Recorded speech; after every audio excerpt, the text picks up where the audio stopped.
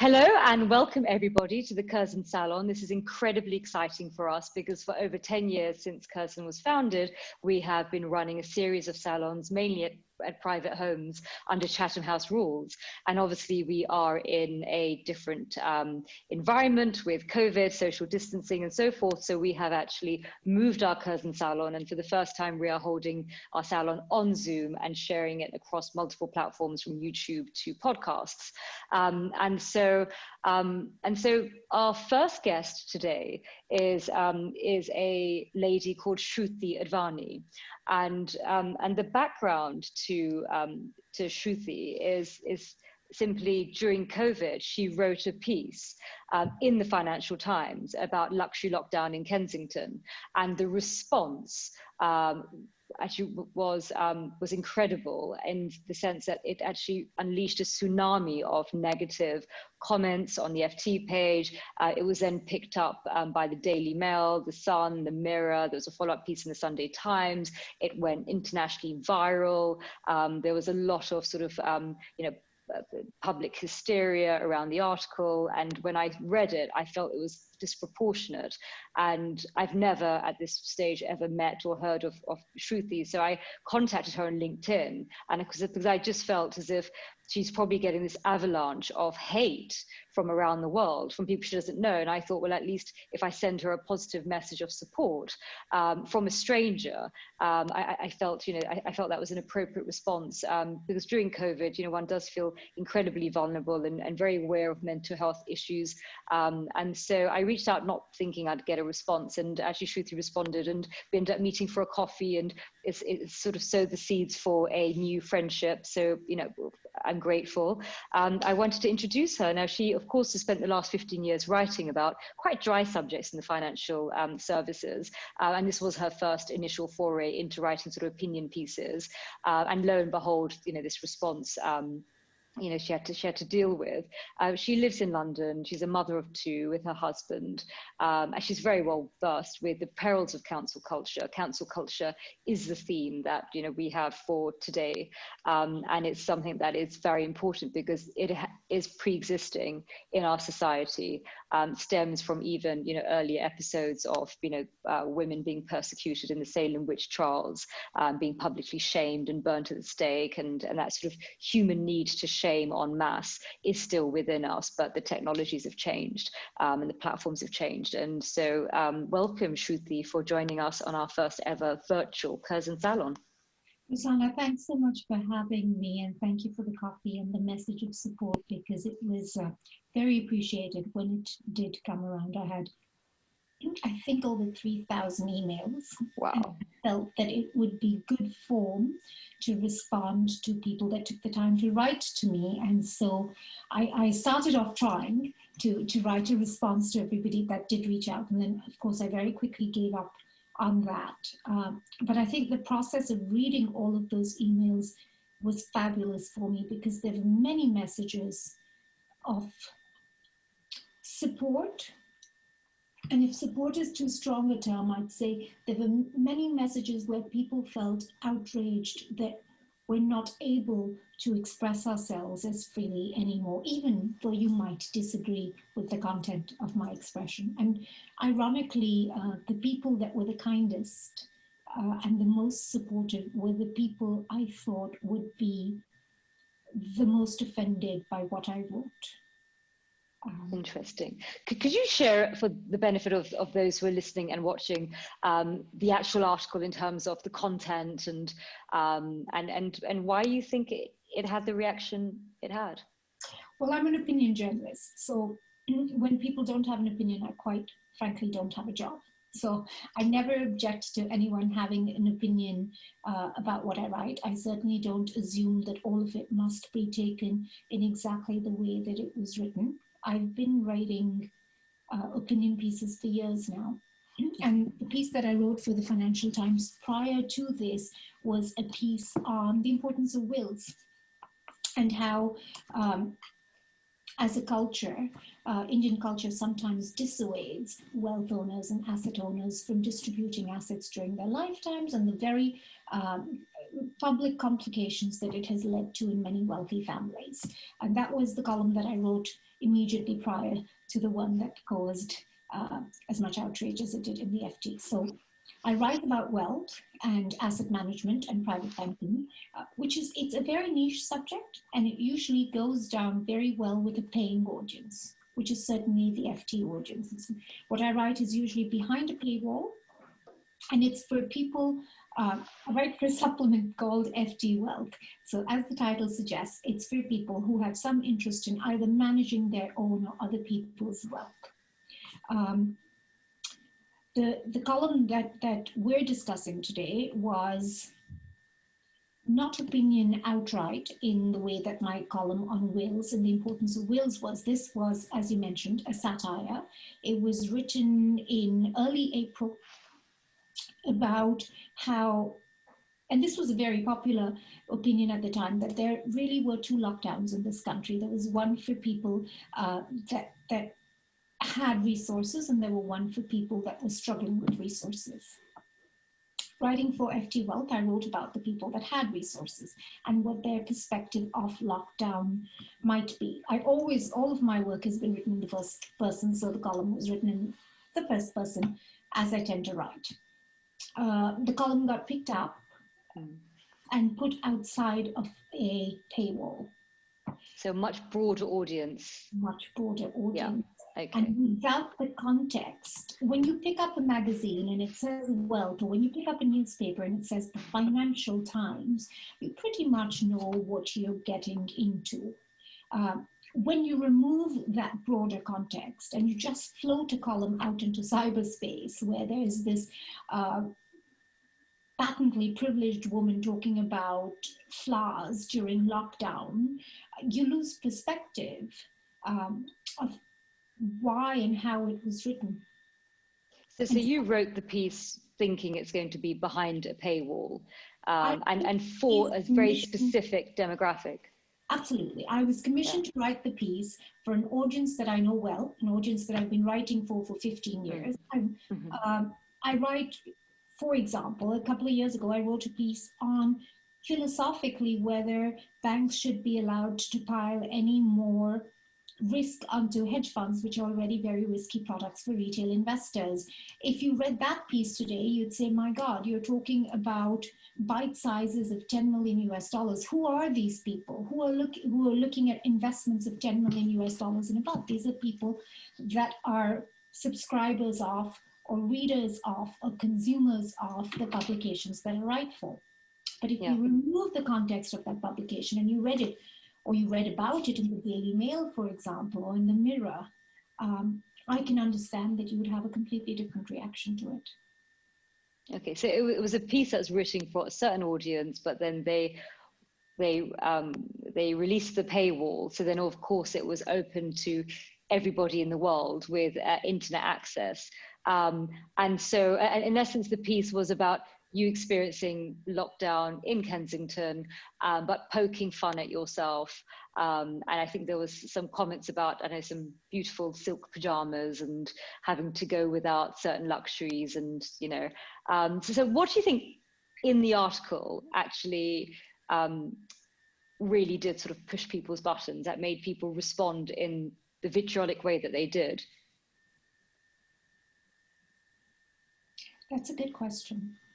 And I think it's one that I've spent a lot of time trying to figure out myself. And unfortunately, the answer is one that I can completely understand. I think what people were responding to was this very ready symbol of everything that was going wrong in their life, between unemployment, between the fear around the pandemic, between lockdown, between being completely estranged from friends and family and the social fabric.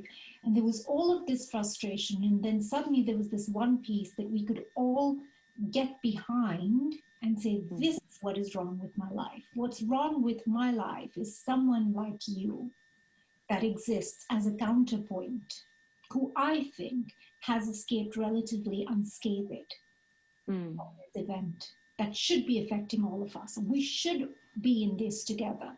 And here I find you. And so I became almost this vessel for public ire, for the disappointment for the disappointment and the fear that we all felt during those months.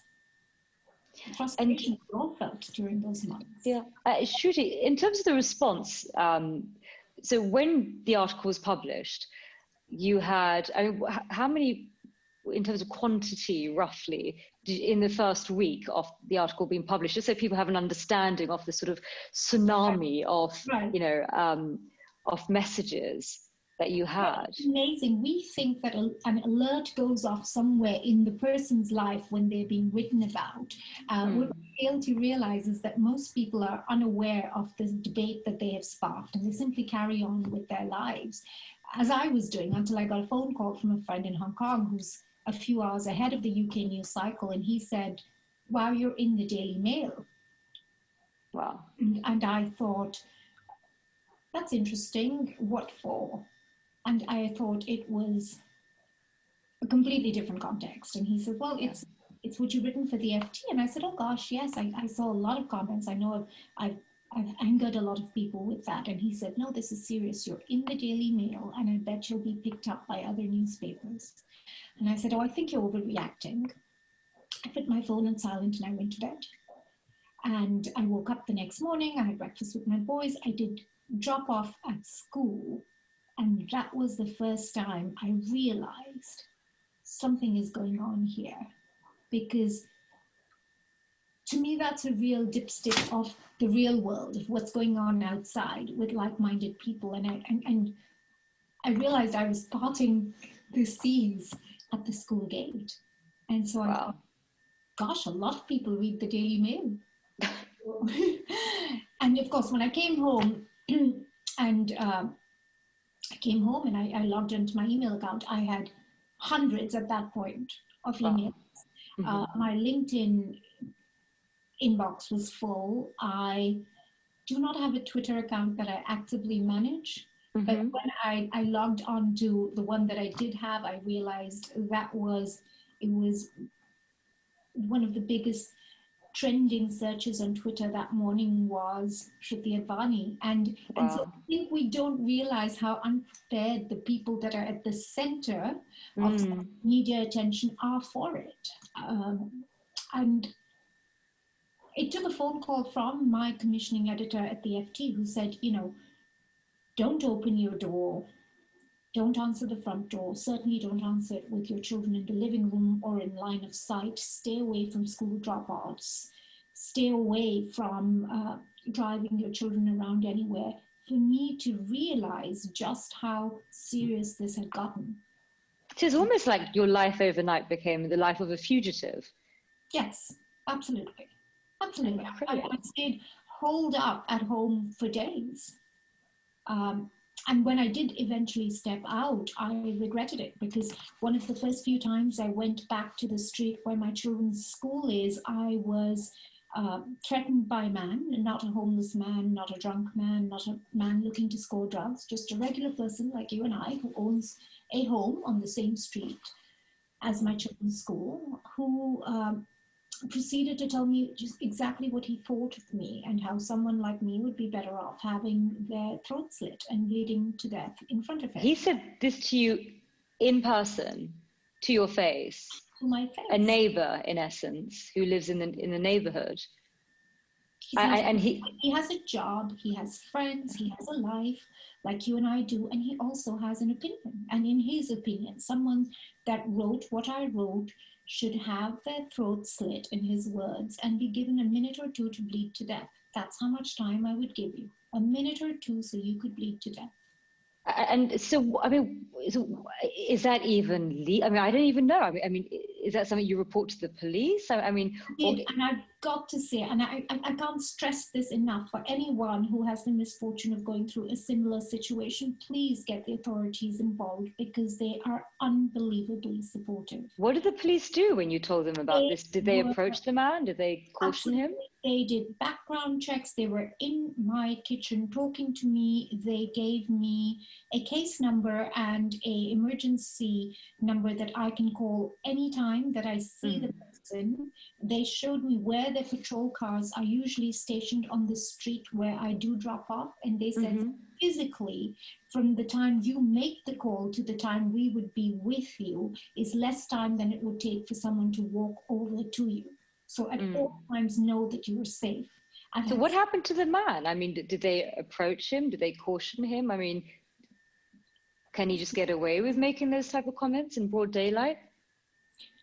So luckily, what I did do was I took a photograph of him as he was making those comments, which helped the police identify him. He's now on their radar. So if he attempts and has been cautioned, and if he attempts to approach me again, they'll escalate it.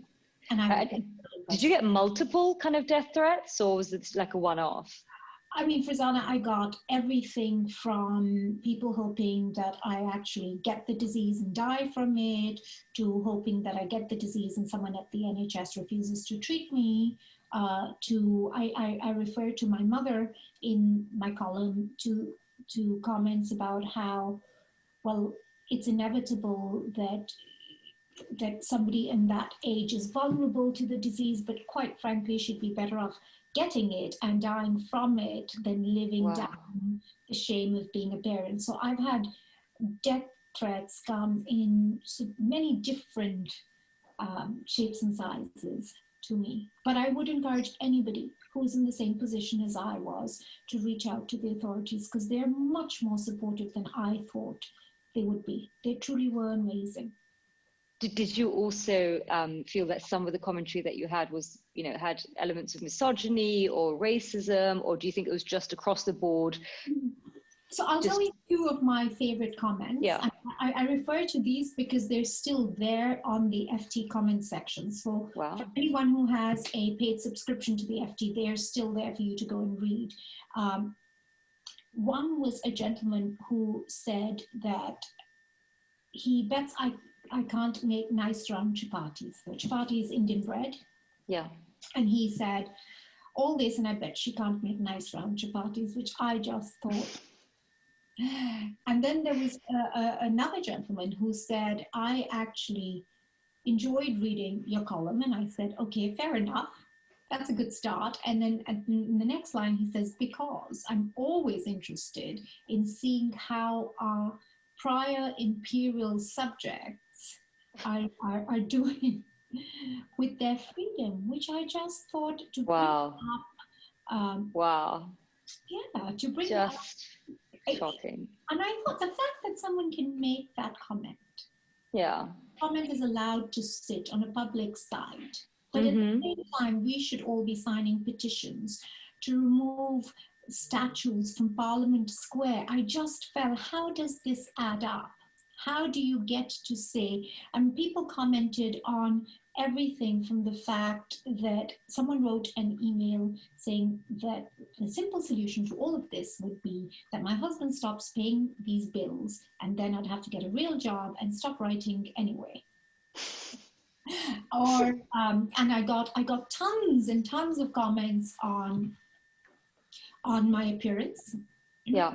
What people would do differently if it were them. I also got this very detailed comment where someone pointed out all the different things they thought I had done in order to look more Caucasian. And these were the words they used, that I can tell you've done X, Y, Z in order to look more Caucasian. And I just thought, in this day and age, that to you is the standard we are all aspiring to. And you're telling somebody who I do come from a former colony. I'm Indian. I was born and brought up in India. And to tell an Indian person that you're trying very hard to look more Caucasian is offensive on so many different levels. I couldn't even begin to unpack that and explain the context to someone who's on the other side of that debate.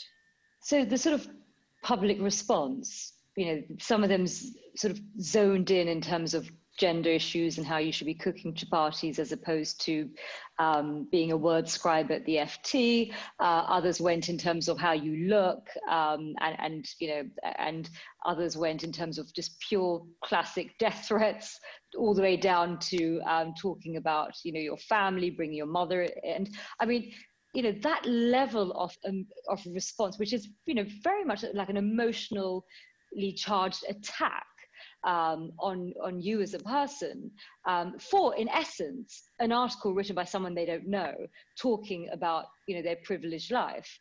And of course, you know, during COVID, you know, people were very sensitive because it became quite apparent that people from lower socioeconomic groups were more impacted than others because, you know, of overcrowding in you know, overcrowding in their homes, as well as, you know, more likely to force to take public transport, as well as more likely to have jobs where they are sort of facing the public, be it from Uber drivers to, you know, Deliveroo essential workers and so forth. So there was a huge debate around the impact of COVID on communities, you know, who've got low sort of socioeconomic you know, attributes to their lives.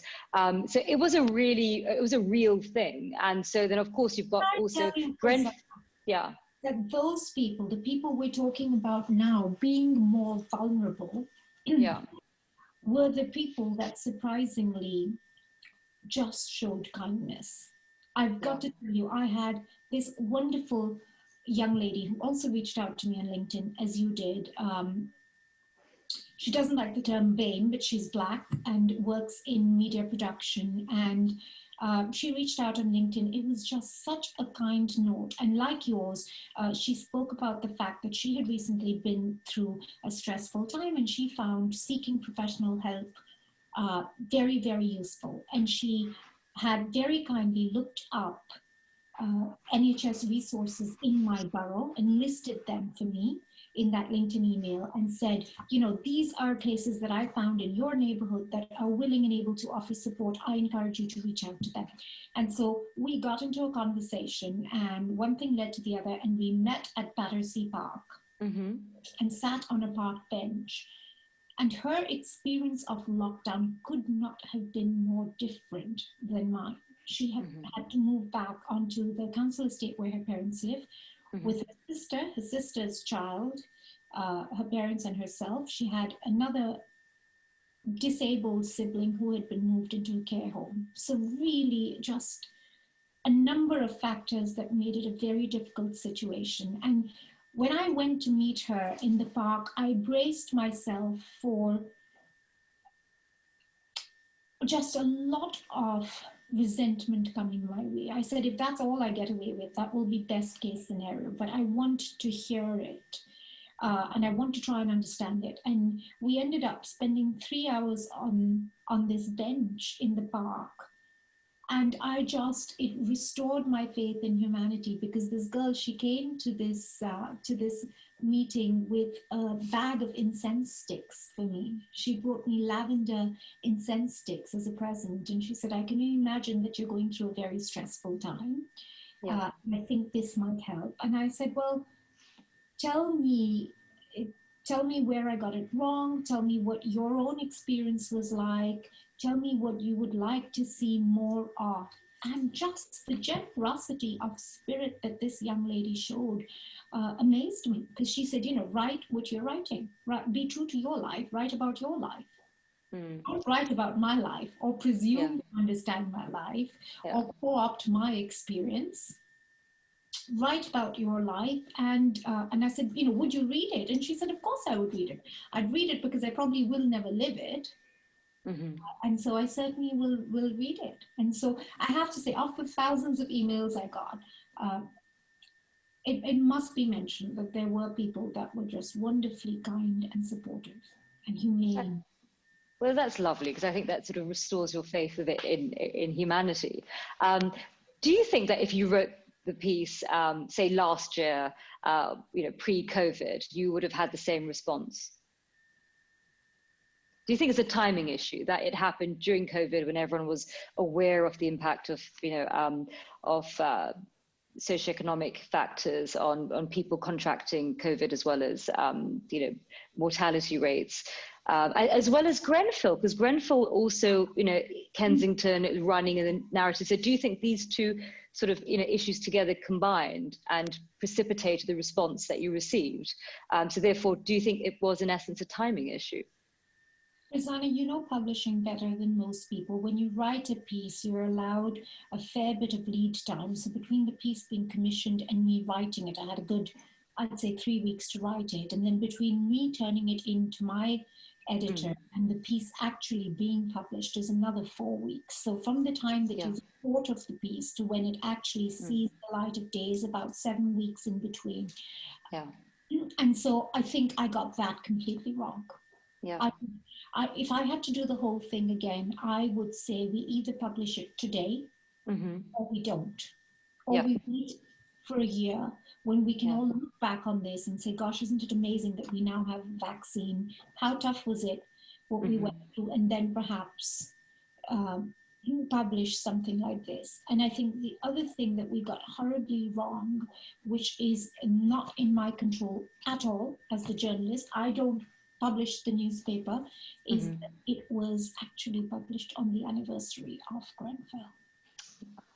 Well, that's just so I get an email the morning of it being published from my editor saying, so your article is now live, etc., etc., etc.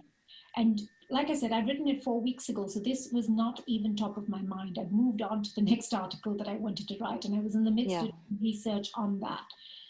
So it's although I feel awful about the timing of it, it really is something that I have to say was not my responsibility. I would say the timing for it to be released on the same day as the anniversary for Grenfell, highly insensitive. And I obviously work in public relations, intersecting with media, and for the FT to publish it on the same day and releasing it from its paywall, I think that's quite a questionable act. Which did say that it's the only time the FT has trended as high as it did on Twitter. So someone's met their targets. Yeah, so I guess somebody's met their KPIs in terms of eyeballs, but at what cost? So go back to cancel culture. Obviously, what's running in the media at the moment is obviously J.K. Rowling, and she obviously, wrote an open letter with a number of different authors. And if we take a step back from your own personal experience and look at cancel culture in terms of, what is happening in society in terms of no platforming, in terms of what happened with Black Lives Matter and statues being pulled down in Bristol, and all of the movement around cancel culture. I mean, I find myself sort of stuck slightly in the middle because I see both sides. I'm such an ardent supporter of freedom of speech, but at the same time, I understand storytelling, and I understand that when you have statues of people who basically held racist and sort of attitudes that are unkind to certain segments of society. In today's society, when we are looking for and when we're trying to champion equality, it just jars to walk past a statue who was known for making all their money from slavery. And I do know about the power of storytelling, be it visual or verbal or word related. When you put somebody on a plinth, you're really saying that we as a society champion this person and what they stand for. So I'm highly sympathetic to the practice of actually questioning the statues that we have in society and questioning its relevance, because it may have been socially acceptable, 100 years ago, but we are a completely different society, and we are represented by multiple ethnic groups, and therefore we should have we should be able to live in a space where we do not feel undermined. But then at what point does it stop? Because if the majority say, well, actually, this person's okay and the other person isn't, and and do we just pull down all statues because absolutely everybody living and in history has done something to offend someone? And also, we're not perfect human beings. I mean, I'm constantly letting myself down and letting other people down because I, like everybody else, I'm a flawed character, and so nobody could be held to this perfect ideal of saying the right thing at the right time that will then continue throughout history to be right, because of course there's shifts in public sentiment that occur over time. And so where do we stand with cancel culture? I mean, what's your thoughts about it? I mean, is it going to continue? Is it a good thing? Is it going to shape society to a more inclusive environment for everyone? Or is it going to erode our freedom of speech? I think it is going to continue. I think for those of us who are unhappy with aspects of cancel culture, we have to recognize that once the genie's been let out of the bottle, so to speak, it's going to be very difficult to put that back in. And so I think cancel culture is definitely here to stay. I do want people who haven't experienced the whole arc of cancel culture to think it through a little bit though, because I think cancel culture has been around for a long time and it has served its purposes. I think of people who are personal heroes of mine, people like Mahatma Gandhi, people like Nelson Mandela have all used cancel culture with great effectiveness. Cancel culture is quite literally the impulse of a group that feels disenfranchised to seize power of the narrative. It is an entirely human impulse where when you feel as disconnected from the outcome as a group of people do, you refuse to participate in it. You refuse to participate in a narrative that you believe is tilted against you. It's been happening for a long while. Like I said, political leaders use it. My 4-year-old uses it, where he refuses to cooperate because it's a narrative he doesn't agree with. Brilliant. I think it's a human instinct. What has become a bit of a problem is the amplification of cancel culture. And this is really the speed that social media affords cancel culture, so that there is not even a semblance of due process. We don't pause to ask the question, could this be true? We press delete, we press unlike, we press unfollow. Sometimes we do worse. So I think it's the amplification that's the problem, rather than the actual concept of cancel culture. It is an act of public shaming, but what I find very relevant is that it's an act of public shaming for a perceived or substantiated transgression. And I think therein lies the insidiousness of what we're saying, which is that allegations don't have to be substantiated. They can be perceived. A slight can be perceived, an insult can be perceived, a stance can be perceived, and the owner of said allegation, opinion, stance is then promptly cancelled. So I think that is quite fundamental to understand, because often the problem with groupthink is that we think, well, 2,000 people said so, so it must be true. And we forget that these are not claims that have been substantiated or given any sort of due process. I come from a country where cancel culture has transgressed into real life, so has moved out of social media platforms into real life. And in India, there have been several cases where WhatsApp chat groups or internet messages regarding a particular person having beef in their refrigerator, for example, have translated into real life lynchings. So that is the arc of cancel culture that we're staring at. It's more than just trolling someone online, which in and of itself is horrible, but it can lead to action and loss of life in real life. So I think that's something that we do need to give thought to. And on your point about statues and living in an environment that truly represents everybody that inhabits it, again, I turn to India because I think it's a fabulous example. We have such a long colonial history. And before that, we had such a long history with Mughal rulers on a largely Hindu country. And India is so comfortable with both those aspects of its story. If I took you for a walk around Bombay or Delhi, many of the places that have been designated national treasures are either burial sites for Mughal emperors, mosques built for them to practice their religion, or in Bombay, statues of former colonial masters.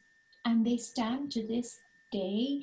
They're very well contextualized. So there's usually a plaque giving you a brief history of the person and the context in which they operated. And I don't think it offends people quite the same way that it does over here. And I think do you have statues in India of Winston Churchill? I don't know that we have a statue to Winston Churchill. I think. And what's the sentiment towards him? With obviously, I mean, I was educated in the UK, and it was very much like, Churchill's a hero, Churchill's a hero. And then I started traveling quite a lot to India, and people were like, do you not know your history? And I was like, yes, of course, I've learned, and then I realized I pretty much had a, very sort of Western education in terms of history. So did I learn about the Bengal famine and the part that Churchill had to play and the impact of that? No, I didn't. So what I found is I was very much educated with a very sort of, a Western lens.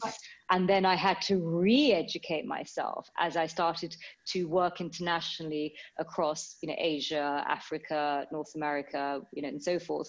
I then had to re-educate myself because I realized that I had a very skewed idea of history. And I think the miseducation of people, not just in the UK, but around the world, creates a lot of conflict. And it fuels cancel culture because we don't have a comprehensive understanding of world history from multiple different viewpoints. We have sort of dominant narratives that run that are biased according to the countries, and the curriculum. So you also have the sort of decolonization of curriculum. I think that is a movement happening in the UK. But I think there's multiple strands underneath cancel culture. Exactly.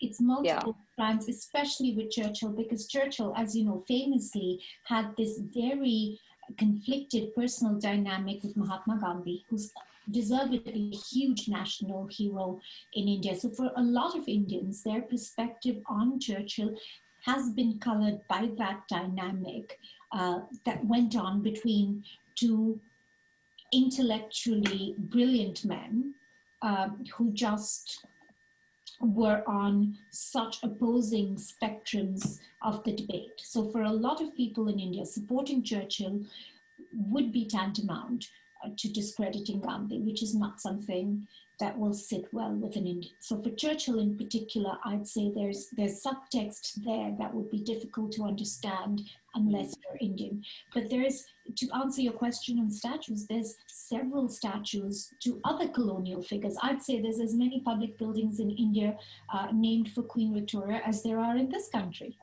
And there's never been discomfort or unease around it. It's something we accept. Shruti, unfortunately, we have run out of time. I wanted to ask so many more questions.